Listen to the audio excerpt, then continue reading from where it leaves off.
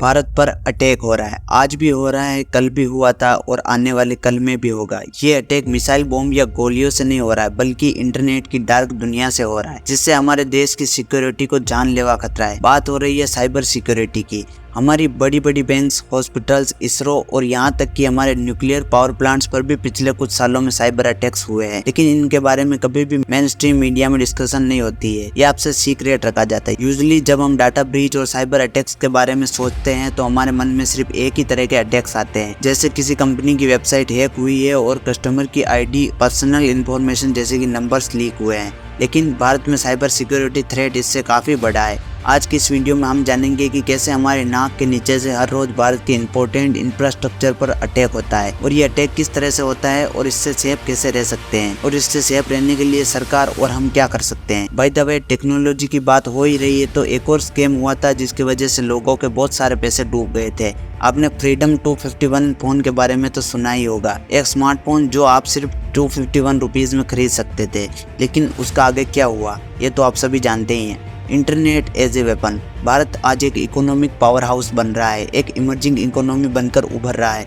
इसका मतलब ये है कि कई लोग अपनी जनरेशन में पहली बार कंप्यूटर को छू रहे हैं। हमारे सारे रिकॉर्ड्स अब डिजिटल हो रहे हैं। ऐसे बहुत सारे की एरियाज है जहां हम टेक्नोलॉजी पर डिपेंडेंट हैं। Hospital, railway, air traffic, banking के 80% ट्रांजैक्शन अब इंटरनेट के थ्रू होते हैं। हर साल हम 72 लाख करोड़ रुपीस ट्रांजैक्शन करते हैं। Long story short, Bharat grow हो रहा है और फास्ट आगे बढ़ रहा है और फास्ट आगे बढ़ते हुए मुंह के बल गिरने का चांस होता है। साल 2022 भारत के लिए सबसे डेंजरस साल रहा, क्योंकि हैकर्स और साइबर टेररिस्ट ने भारत के एसेंशियल एरियाज पर अटैक किया था। एम्स हॉस्पिटल के 4 सर्वर्स पर नवंबर 2022 में चाइनीज हैकर्स ने अटैक किया था। ये एक रैंसमवेयर अटैक था जहां इन चाइनीज हैकर्स ने इंडियन के सेंसिटिव हेल्थ डेटा को बेचने की धमकी दी थी। कोविड का इस्तेमाल एज ए बायोलॉजिकल वेपन हो सकता है, ऐसा कई एक्सपर्ट्स कहते हैं। वहीं हमारे हेल्थ केयर सेक्टर पर होने वाले अटैक पिछले साल के मुकाबले 38% बढ़े हैं। इन टोटल भारत के 450 मिलियन सेंसिटिव डाटा रिकॉर्ड्स पिछले साल लीक हुए थे। इसरो जो दुनिया की सबसे एफिशिएंट स्पेस ऑर्गेनाइजेशन है, फिर भी साल 2019 में इसरो पर साइबर अटैक्स हुए थे और वो भी एग्जैक्टली उसी महीने में जब चंद्रयान 2 लॉन्च हो रहा था। इसलिए चंद्रयान 3 में इसरो के इंजीनियर्स ने शील्ड करके भेजा ताकि उस पर किसी भी प्रकार का हैकिंग अटैक न किया जा सके। इसरो के कंप्यूटर सिस्टम में मालवेयर के जरिए फॉरेन प्लेयर ने एंट्री पाई थी, जिनसे उनके कॉन्फिडेंशियल डॉक्यूमेंट, पासवर्ड और इन्फॉर्मेशन उनके हाथ लगी। पर आखिर ये अटैक हुए कैसे? इसरो के एम्प्लॉय को एक ईमेल आया और उस ईमेल के थ्रू मालवेयर उनके कंप्यूटर में इंस्टॉल हो गया। सोचिए, क्या इसरो के इंजीनियर्स टेक्नोलॉजिकल नहीं होते हैं? इनफैक्ट वो दुनिया के टॉप इंजीनियर्स होते हैं। अगर उन्हें भी हैकर्स ने नहीं छोड़ा तो जो लोग टेक की दुनिया में नए हैं उनका क्या होगा? ये हुई स्पेस की बात। अब आते हैं dangerous attacks on nuclear power plants. अगर आपने चेर्नोबिल सीरीज देखी है तो आपको पता ही होगा कि न्यूक्लियर पावर प्लांट्स में होने वाले लीक्स कितने डेंजरस हो सकते हैं। हालांकि तब से अब तक टेक्नोलॉजी बहुत बदल गई है, लेकिन फिर भी न्यूक्लियर पावर प्लांट्स में सेफ्टी की जरूरत होती है। भारत में 22 ऑपरेशनल न्यूक्लियर रिएक्टर्स है जो in total 6.8 gigawatts power produce करते हैं। कुंदनकुलम न्यूक्लियर पावर प्लांट जो कि तमिलनाडु में स्थित है, यहाँ 2020 में एक साइबर अटैक हुआ था और ये 6 महीनों के लिए डिटेक्ट भी नहीं हुआ। थिंक अबाउट इट, ये कितना डेंजरस हो सकता था। अटैक किस तरह से होता है? हैकर्स दिन ब दिन स्मार्ट होते जा रहे हैं और अलग अलग टेक्निक्स अपना रहे हैं, लेकिन हमारे सारे साइबर अटैक्स को इन 5 ब्रॉड कैटेगरीज में बांटा जाता है: hacking, malware attack, social engineering, fishing और DDoS। हैकिंग में किसी कंप्यूटर या सिस्टम का अनऑथोराइज्ड एक्सेस हैकर्स पाते हैं। इससे वैल्यूएबल इंफॉर्मेशन चोरी या लीक हो सकती है। सेकंड है मालवेयर अटैक्स। मालवेयर एक ऐसे तरीके का सॉफ्टवेयर होता है जो आपके सिस्टम में इंस्टॉल हो गया तो उस सिस्टम का अनऑथोराइज्ड एक्सेस उसे मिल जाता है। इनमें से सबसे डेंजरस होता है रैंसमवेयर यानी डिजिटल किडनैपिंग। जैसे किडनैपर्स फिरौती मांगते हैं और फिर ही किसी किडनैप हुए बच्चे को रिलीज करते हैं, वैसे ही रैंसमवेयर अटैक में भी हैकर एक डेंजरस सॉफ्टवेयर से आपके प्राइवेट फोटोज या कोई भी डेटा लीक करने की धमकी देता है। ऐसे रैंसमवेयर अटैक्स और स्कैम्स अमेरिका में काफी फेमस है, जहां कॉल सेंटर के थ्रू आपको एक एक्सपेंसिव सॉफ्टवेयर खरीदवाया जाता है। इसरो में जो अटैक्स हुआ था वो भी कुछ इसी तरह का था। इसरो के साइंटिस्ट को ऑफिशियल ईमेल आईडी से ईमेल आए और ईमेल में कोई फाइल था, वो डाउनलोड करने पर उनके सिस्टम में ये मालवेयर घुस गया। सोशल इंजीनियरिंग यानी इमोशनल ब्लैकमेल या साइकोलॉजिकल मैनिपुलेशन, जो आजकल सोशल मीडिया साइट्स पर काफी कॉमन है। सोशल इंजीनियरिंग में एक और टेक्निक यूज होती है जिसे कहते हैं बैटिंग। जैसे शिकार करते समय शिकारी एक पिंजरे में बैट या चारा रखता है और शिकार आने पर पिंजरा बंद हो जाता है। यहाँ पर भी कुछ ऐसा ही होता है। USB ड्रॉप अटैक्स अमेरिका में काफी फेमस है, जहाँ किसी ऑर्गेनाइजेशन में हैकर्स रैंडमली एक पेन ड्राइव या हार्ड ड्राइव छोड़ देता है। जिसे ये डिवाइस मिलता है वो अच्छा इंसान बनने के लिए जाता है, सोचता है कि किसी का गिर गया होगा, लेकिन किसका, ये पता करने के लिए वो इन ड्राइव्स को कंप्यूटर से कनेक्ट करता है। और अगर आपको ऐसी कोई भी पेन ड्राइव मिले तो उसको कंप्यूटर से कनेक्ट मत कीजिए।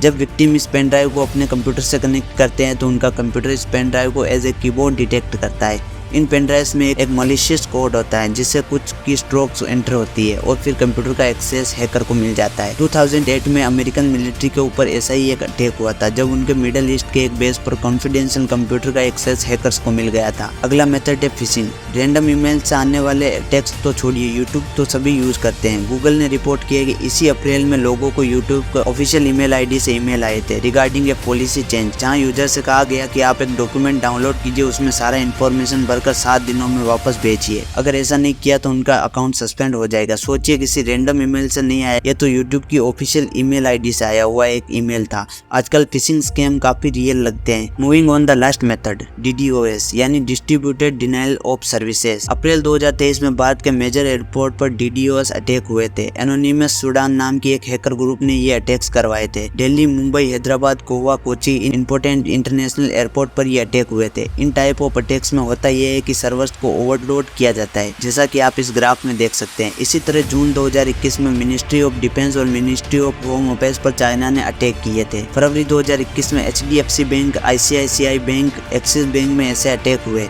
और उनके सर्विसेज डाउन हो गए। सितंबर 2020 में NPCI, जो भारत में UPI जैसी डिजिटल पेमेंट्स को हैंडल करते हैं, उन पर भी अटैक्स हुए थे। साइबर क्राइम की वजह से पूरी दुनिया में 10.5 ट्रिलियन का नुकसान होता है। बट वेट, अगर किसी देश को नुकसान होता है तो किसी न किसी को तो फायदा जरूर होता होगा, राइट। एक अमेरिकन रिसर्च कंपनी है, उन्होंने हैक किए हुए पैसों को ट्रैक किया और उन्हें कुछ इंटरेस्टिंग फैक्ट पता चले। 74% पैसा रशिया में जा रहा है। रिसेंटली ये काफ़ी डेंजरस न्यूज आई थी जिसमें हमारे फ्रेंडली नेबर पाकिस्तान का हाथ था।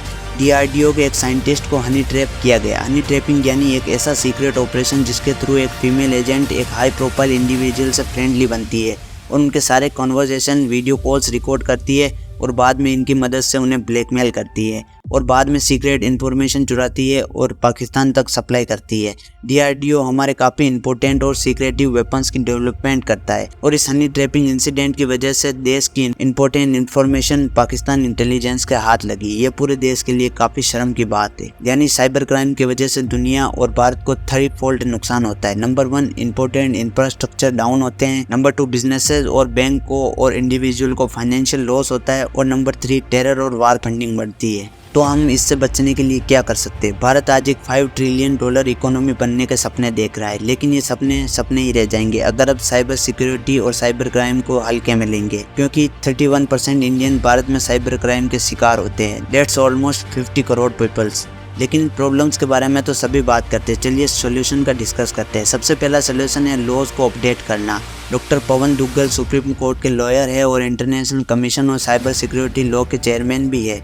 वो मानते हैं कि भारत में एक डेडिकेटेड साइबर सिक्योरिटी मिनिस्ट्री होनी चाहिए। ऑस्ट्रेलिया में ऐसी एक मिनिस्ट्री ऑलरेडी है जिससे उनके थ्रेट्स काफ़ी कम हो जाते हैं। 2020 में ही हमारे प्राइम मिनिस्टर ने इंडिपेंडेंस डे स्पीच में अनाउंस किया था कि भारत में नई साइबर सिक्योरिटी पॉलिसी आएगी। अब तक 3 साल हो गए लेकिन कोई भी नया बिल टेबल पर नहीं आया है। हमारी साइबर सिक्योरिटी पॉलिसी 2013 थी जिसे अपडेट करने की सख्त जरूरत है। हमारा main legislation IT act of 2000 है। सोल्यूशन नंबर 2 है डाटा लोकलाइजेशन। इंडियन गवर्नमेंट ने कई सारे चाइनीज ऐप्स को बैन किया था, लेकिन ये सिर्फ आधा सोल्यूशन है। पूरा सोल्यूशन है लोकलाइजेशन। आज भारत में 80 करोड़ लोगों के हाथ में इंटरनेट पहुंच गया है and we should be proud of that. लेकिन आप कौन से ऐप्स यूज करते हैं, उनमें से कौन से ऐप्स आपके क्या इन्फॉर्मेशन कलेक्ट करता है और मोस्ट इम्पोर्टेंटली ये इम्पोर्टेंट डाटा कहाँ स्टोर किया जाता है, ये काफ़ी इंपॉर्टेंट है।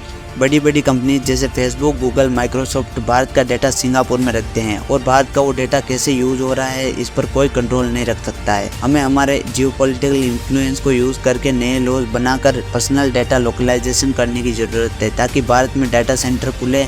इससे हमारे डाटा भी सुरक्षित रहेगा और भारत में जॉब्स बढ़ने के भी चांसेस रहेंगे। थर्ड सोल्यूशन है अवेयरनेस, एजुकेशन एंड ट्रेनिंग। 2020 में Chinese state sponsored cyber criminals ने मुंबई के इलेक्ट्रिक ग्रिड पर अटैक किया था और हमारे इकोनॉमिक बैकबोन को तोड़ने की कोशिश की। ऐसे अटैक काफ़ी कॉमन है और आने वाले समय में काफ़ी बढ़ने वाले हैं। ऐसे सिचुएशन में अगर एक बेसिक ट्रेनिंग भी काफ़ी इंपॉर्टेंट होती है। इमेजिन एक फॉल्टी ताला जिसे क्रैक करने का टेक्निक काफ़ी पॉपुलर है। अगर ऐसा ताला आपके पास है तो फिर वो ताला बदलने की ज़रूरत है, नहीं तो चोर का चोरी करना आसान हो जाएगा। अगर आपको इस वीडियो से कुछ भी वैल्यू सीखने को मिली और कुछ भी नया सीखने को मिला तो इसको लाइक जरूर करें और अपने दोस्तों के साथ शेयर जरूर कीजिए ताकि वो भी साइबर क्राइम से अवेयर हो पाए। और अभी तक आपने इस चैनल को सब्सक्राइब नहीं किया, सब्सक्राइब जरूर कर लीजिए। मिलते हैं नेक्स्ट वीडियो में। Till then stay curious. जय हिंद।